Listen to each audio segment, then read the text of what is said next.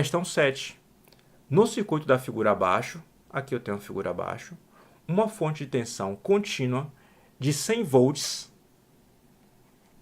com resistência interna de 0,1 alimenta uma carga resistiva de 10 ohms. A fonte é protegida por um fusível de 20 amperes e conectada à carga através da chave CH. Aqui a gente pode explorar um pouco mais. O fusível de 20 amperes significa dizer que até uma corrente de 20 amperes ele não abre. Não quer dizer que ele vai abrir com 20 amperes. Para abrir, ele tem que respeitar a curva tempo corrente, né? Aqui você tem o tempo e aqui você tem a corrente.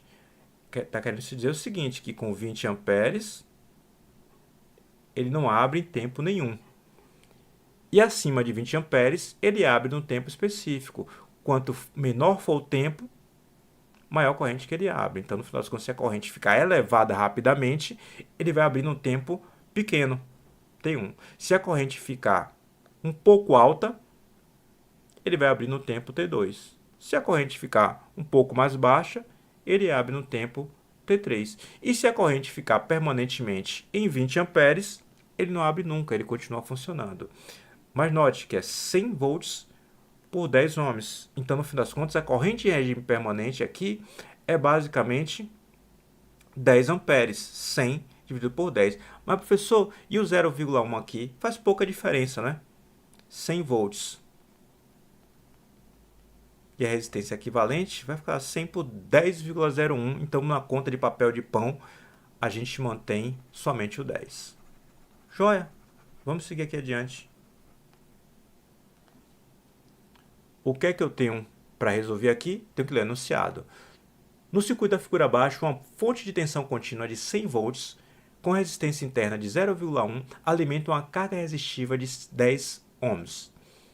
A fonte é protegida por um fusível de 20 amperes e conectada à carga através de uma chave CH, que pelo jeito pode abrir e fechar de acordo com a nossa conveniência. Aqui deixa eu aumentar um pouco mais a imagem. Algumas horas após o fechamento da chave CH, ou seja, fechou-se a chave, estava tudo funcionando numa boa, um acidente provocou um curto na resistência da carga RL.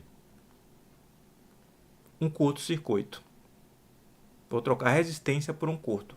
A resistência da carga foi para 0, nesse caso.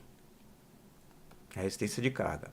Nessas circunstâncias, o fusível de proteção atua, abrindo o circuito imediatamente após o fechamento da chave CH. Não tem sentido. A chave fecha e somente horas depois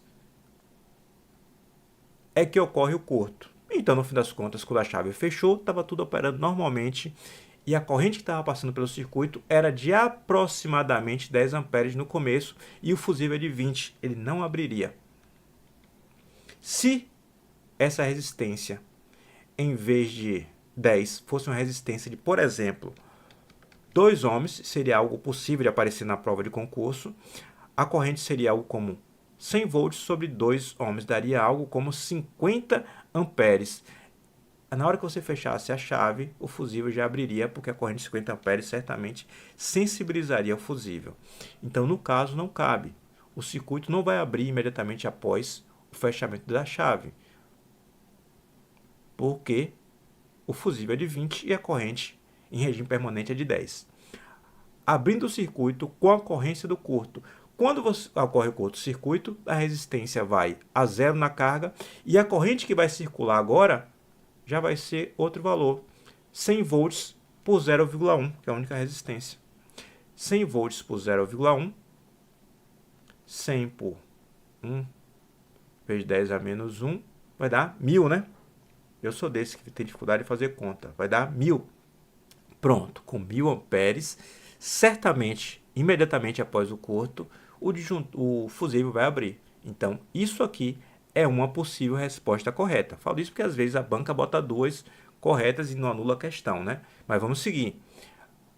Nessa circunstância, o fusível de proteção atua, mantendo a corrente na carga, mesmo após a corrente do curto. Não tem chance de uma corrente de 1000 amperes após o curto-circuito manter esse circuito funcionando, porque o fusível vai abrir sim. Ele é feito para isso. Foi considerado que o fusível está ok. Não, a gente não vai considerar que o fusível está ruim. O fusível de proteção atua mantendo sempre a fonte ligada ao circuito. Não! A ideia do fusível é abrir o circuito. Então a fonte não terá os dois terminais mais e menos conectada ao curto-circuito, nem a carga. No fim das contas, quando o fusível abre, o circuito abre e a corrente não pode mais circular. Então ele não mantém a fonte ligada ao circuito. O item é permitindo a continuidade de corrente no circuito antes e depois da ocorrência do curto. Não, se o fusível abriu, então no final das contas, se ele abriu, a corrente não vai circular. Essa corrente de 1000 amperes vai ser interrompida. A única opção correta é o item B. Segue a vida. Vamos para mais uma questão.